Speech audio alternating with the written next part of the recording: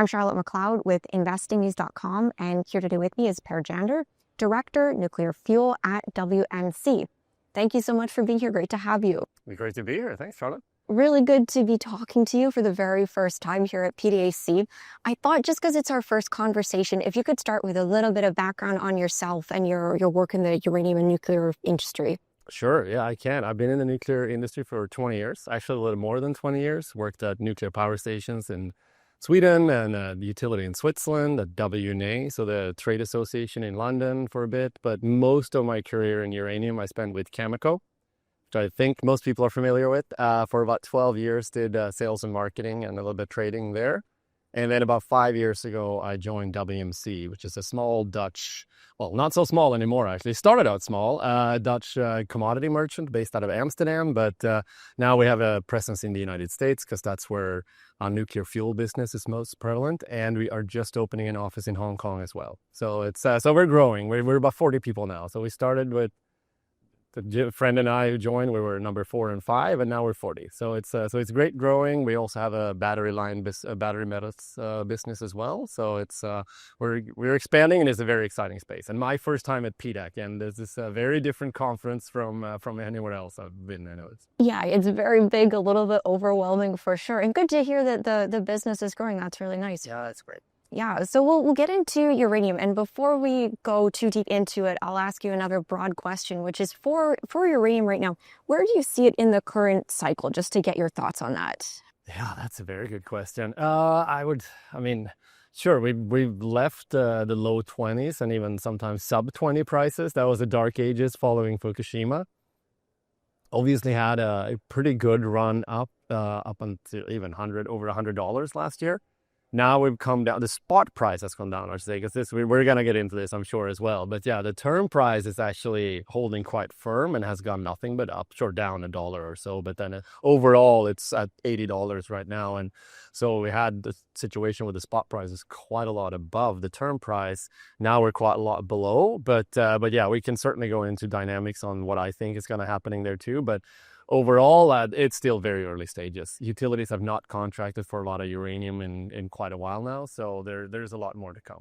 Yeah, definitely a lot of directions that I want to go in, but maybe we just address right off the bat that spot versus term price, because spot price, of course, is what we all like to look at because it's readily available.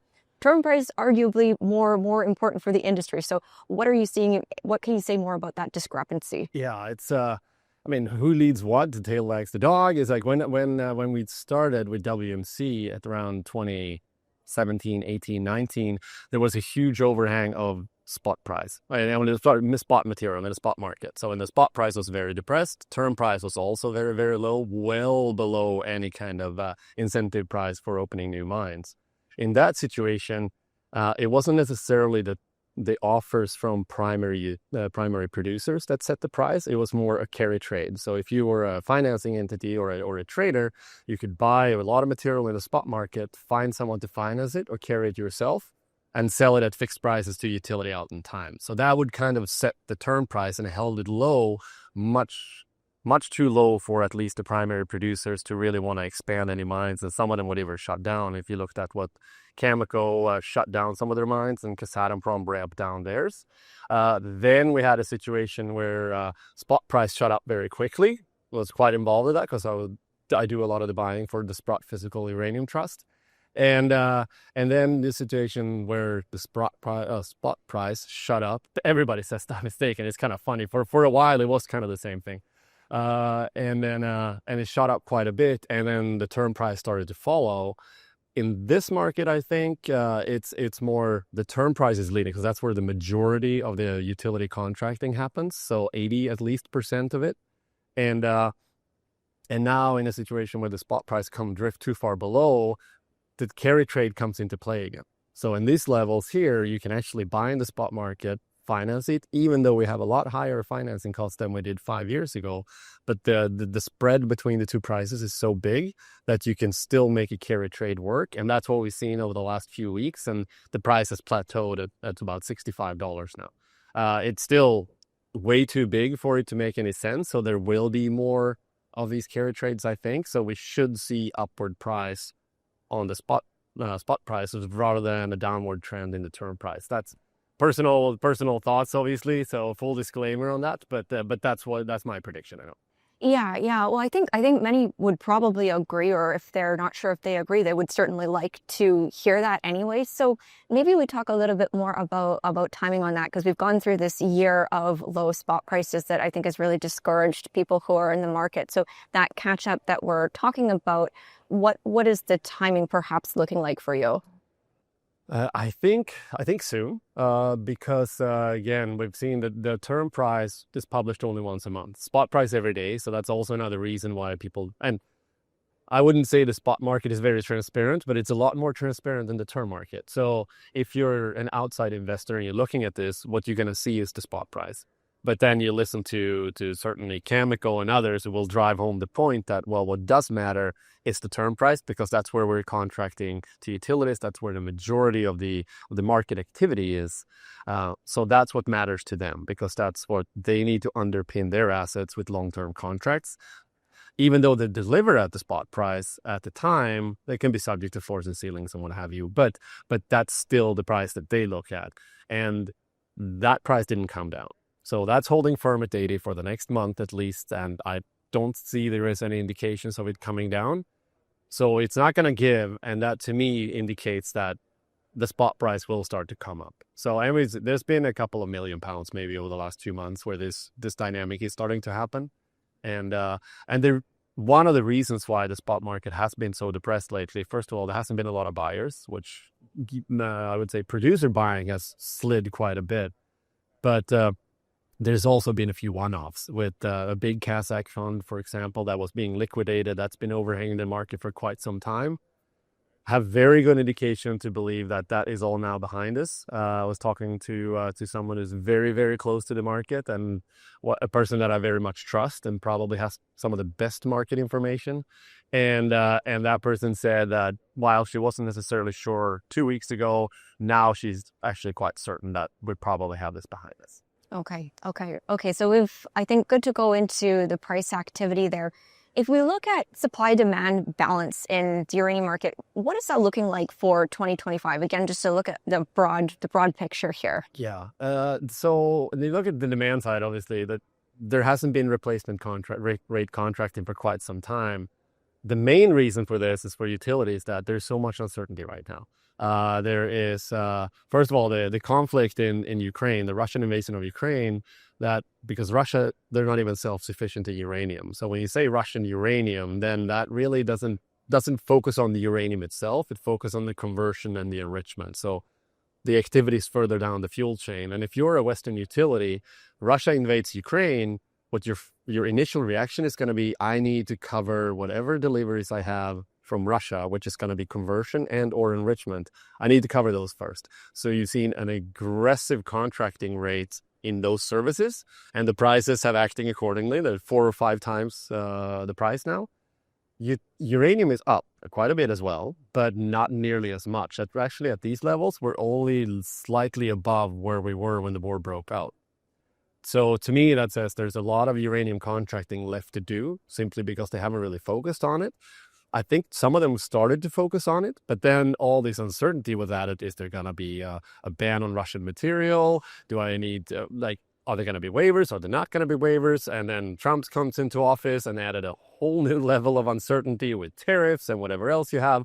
So these poor utilities, they're in a situation where, why on earth would you make a decision right now if you can't afford? And I think they can afford to wait, 6 months maybe.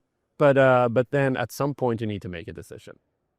Yeah. So I think that is one of the questions people always want to know about, is what are the utilities thinking? So they're kind of right now in a holding pattern. It sounds like they just need to wait and see how this pans out. Any thoughts on any of those topics you brought up, such as the ban, Trump now in office? Any thoughts on those very... Yeah, I mean, there's a lot of speculations, and obviously, if anything, I think the new administration is unpredictable, but and I think by design, and they're obviously doing a very good job at that.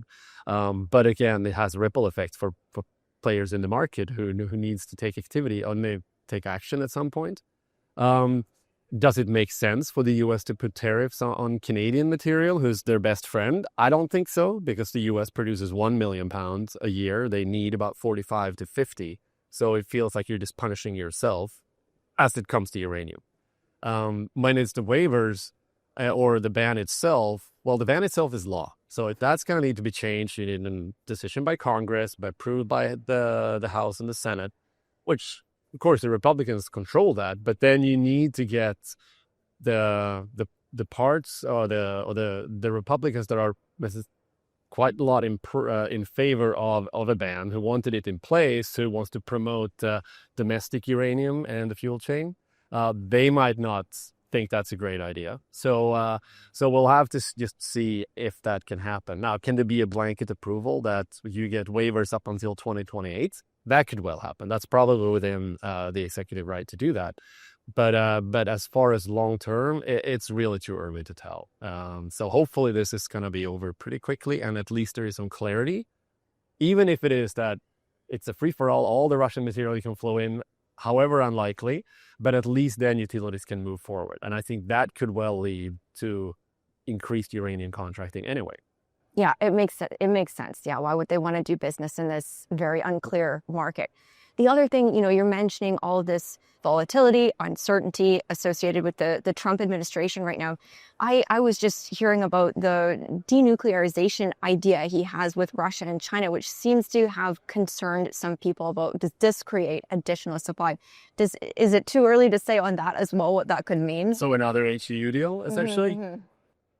Yeah, it predated me. I just joined Cameco when it was in the middle of it. But I've heard it was an extremely painful process. I don't know how many renegotiation it was. And I also think in the current geopolitical situation, are you really going to see a denuclearization?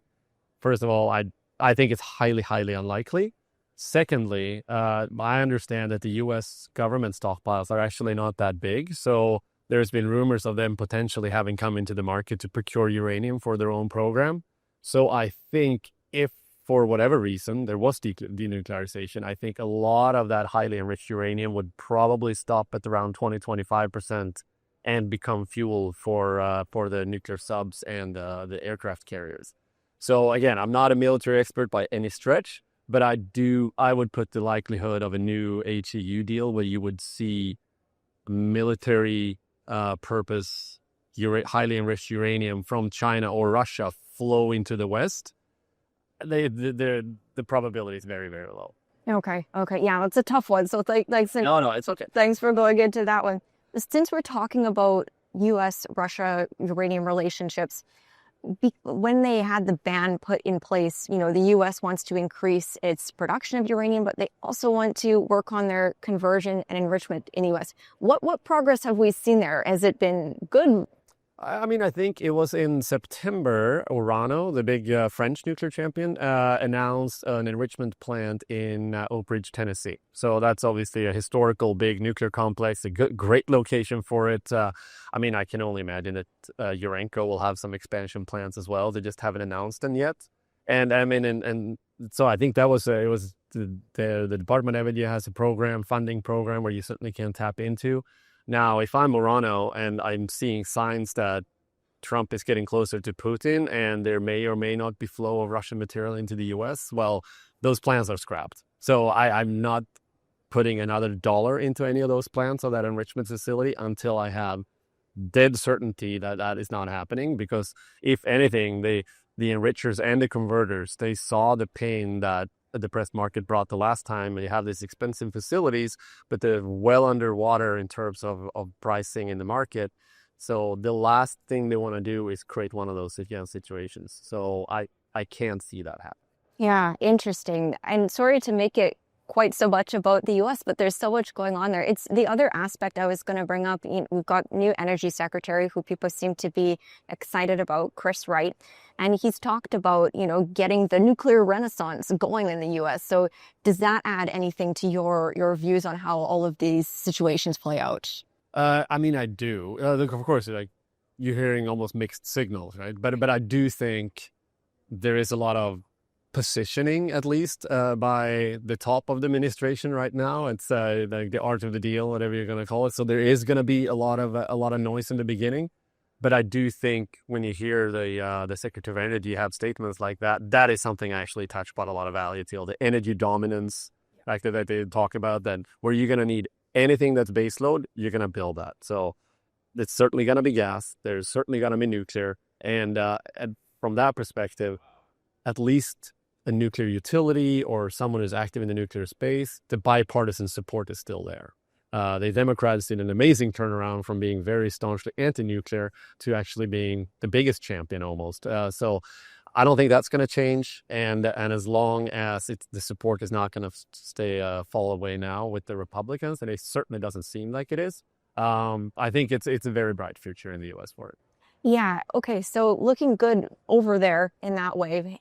I find it with demand, it's almost hard to track what's going on because it seems like there's positive demand side developments every week, if not every day. What are you watching most closely in terms of demand? How do you filter through that? Yeah, well, at some point it's almost like I don't filter it because it's just so much good everywhere. It's like, yeah, you have new build programs that's obviously going to have more of a longer term effect, but then you also have life extensions that's more midterm, because in any kind of demand model you have only what's being approved. So up until the approval is made, or the investment decision is made to extend, if you need big equipment, or the NRC or the new national regulator approves another 10-20 years, then that demand hits the demand models. So it's pretty clunky in that sense. But if you add another 10-20 years to an existing reactor, that's pretty significant. But it sort of had that little midterm spot. And then you have the near term is when you have a reversal of a decommissioned reactor, like the 3 Mile Island or the Palisades, and in an extent almost the Diablo Canyon as well, because they were certainly running out of fuel because they were going to shut down. So they hadn't procured fuel for sort of extending the lifetime.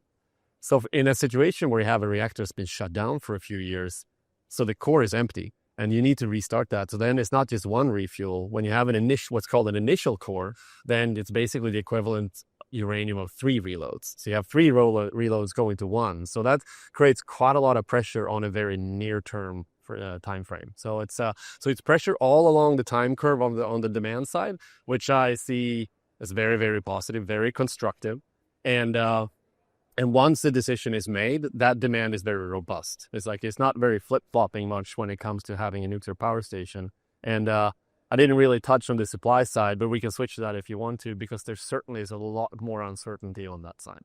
I have one more demand question, and then for sure we'll talk about supply. When it comes to demand, so we've got these individual developments at kind of the reactor level, and then overarching that, there's the AI angle and that kind of thing, which seems to me to be kind of the cherry on top. Like, we didn't need it, but here it is. But then also the deep seek thing of like, well, does it really need that much energy? So how are you processing all of that information? Very good question. And we're completely on the same page with the cherry on top. It's just happened to be, it's a very large cherry. Sometimes the cherry is even bigger than the cupcake, I think.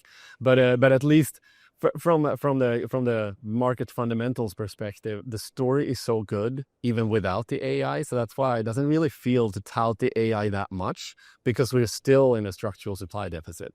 So any demand that is driven by AI is going to be, like you said, a cherry on top. But I think the potential is absolutely enormous. So it's just the amount of energy they need, the money that these companies have, like they need chips and they need electricity. And if they can't get an electricity from a utility, they might build their own utility. Like, they don't have time to wait for the inertia in the existing sort of infrastructure is just too slow. So I think it's very, very exciting things happening there.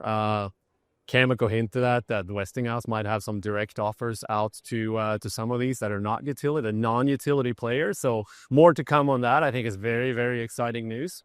And to touch a little bit on the deep seek, there was a 25% drop in Constellation overnight. To me, it made absolutely no sense. I didn't realize there was a name for it, but the Jevons paradox, essentially, when you have a technology shift that makes it much more efficient, so more resource efficient, and people think like, oh, we're going to means that there's going to be less demand for this resource. It actually just increases the use of the technology because it's more accessible and more affordable. So demand had actually picked up in these cases. So so I personally think too that it's just going to mean a lot more AI in a lot more situations. So I am not worried at all about from that perspective. Okay. And I will let us now go over to supply. So you said a lot of uncertainty on the supply side. What are the main factors you're watching in terms of uncertainty? Well, it's going to be obviously to be the big existing mines. There's some ramp ups going on that there seems to be going on track, at least in Canada for sure. But yeah, there is the Kazakh sulfuric acid issue. Now they seem to be at least leveled out at this level, like compared to their forecast 2 years ago. Today is very different. But I also think whether it is an actual shortage of supply or more of a conscious value over volume strategy. Personally, I don't care. The end result is the same, that we're not putting a bunch of material in the market that don't necessarily need there right now. And quite frankly, I don't think they could, even if they wanted to. I really don't think that there is that much sulfuric acid supply there around. So I think they are at these levels where we are right now. And as far as restarts go, there are delays, or I don't think there's any restarts without some kind of delay, at least, or some fragility around it. And you look at where these are in the world. Sure, Canada is very close by, but that material is spoken for. So then to get the material where it needs to go, the supply chains are obviously under a lot of pressure as well, because you can't necessarily send material through Russia. Then you got to go through the Trans-Caspian road. And then there's Class 7 material that's going to go through a bunch of different jurisdictions. There's a conflict going on in the Black Sea. It's just a lot of things that add up. And it's not just a physical flow. Then it's like, how easily is this to ensure? It's going to get very expensive. So we're looking at a lot of pressures on the supply side. If you look at the overall risk picture, when I said when announcement is out there for a utility to increase capacity or restart a nuclear power station, you can take that to the bank more or less. When it comes to the supply side, there's so many uncertainties. There's so much risk there that it's a very skewed risk picture. So to me, that translates into, at this levels, I would say almost only upside to the price. There's very little downside. Yeah, really interesting. Sometimes when I think about this, I worry that because of the supply uncertainty and the really strong demand, is there possibly a point where people pursuing nuclear power just kind of give up and like, the supply is not there, we don't want to do this anymore? That's a situation I sometimes think about. I would say I'm actually not worried about that risk, and one of the reasons for that is that supply or nuclear fuel is actually, from a security of supply standpoint, is actually quite an easy way around it. All you have to do is make sure that you have the fuel on site, and you only reload once every 12, 18, 24 months. So if you have a one reload on site for your nuclear reactor, you can operate for 3 years, sometimes even more. And also, the uranium you buy today and get delivered maybe 6 months from now, that is not going into your reactor until 3 years from now. So you have the pipeline of the fuel is so slow that you have enough lead time. And I think this was also what's frustrating investors right now. It's like, why aren't they buying right now? It's like, well, they don't have to. And so that also works to the benefit. From an energy security standpoint, a nuclear power station is very resilient to any kind of disturbances in the supply chain. Whereas if your gas supply is shut off, well, you can run for what, a day maybe, if even that, few hours. Whereas a nuclear power station can run for years without that. So great, that makes me feel better. Thank you. All right, I think we've taken a pretty good look at price, supply, demand. Before I let you go, we were talking about how uranium investors tend to be very informed about this space. They're watching it very closely. But are there any things that you think that people may not be seeing that it's important to know about right now? Oh, that's a tough one. To not be aware of what. Or any thoughts? Yeah, no. I mean, it's a very good question. I'm just going to see if they're not aware. I think, obviously, there is a lot of frustration that why aren't utilities buying right now? And I think most investors that I speak to, they just have to be patient. Because of that inertia in the fuel buying process that I just mentioned, they can afford to wait a little bit, but they cannot afford to wait forever. And it's very easy and a lot of investors do this, and I completely understand it because there is no granular information for it, but they tend to bunch utilities all into one. Utilities do this, utilities do that. There's a big bell curve out there, and some are very, very strategic, and they support new mines that are all in development stages, call it a responsible player. but they're also very risk averse. That we don't buy material from Russia. We make sure that we're well covered for years to come. And then there are others, or not necessarily call them irresponsible, but some of them were caught short, and then they're forced to go into the market. And in a depressed market, it serves them well. They pay low prices, but in a market over the last couple of years, it's been pretty expensive for them. So there's very different behavior, and it comes down to the mentality of the utility, and it comes down to the mentality of the fuel buyer, of the chief nuclear officer. There's a lot of different levels there, and I mean, we're fortunate enough in my company, in our industry, to have very good relationships with utilities, so we know them on a personal level. So you can kind of see through that a little bit and see what's on the horizon. But overall, if you're an outside perspective, it is very, very difficult to have an understanding for this. And I fully acknowledge that it's frustrating. I also can't speak about individual utilities, of course, but at this point, I would just probably ask investors that, yeah, they just need to be a little patient. It feels like, I was talking to one investor last week at the BMO, and they said, like, it feels like there's a coil that's just being wound up and is ready to spring. It will spring at some time, at some point, but we just don't know when. And then it feels like, so far, utility fuel buyers have had more patience than investors. Yeah. Okay. Really good takeaways. I'll try to remember myself as well. They're individuals, not a group. Okay. Really good to have you. Thank you so much. I'll let you go back out into PDAC now, but really good to talk to you. Oh, thanks a lot, Charlotte. Happy to be here. Of course. And once again, I'm Charlotte McLeod with investingnews.com, and this is Per Jander with WMC.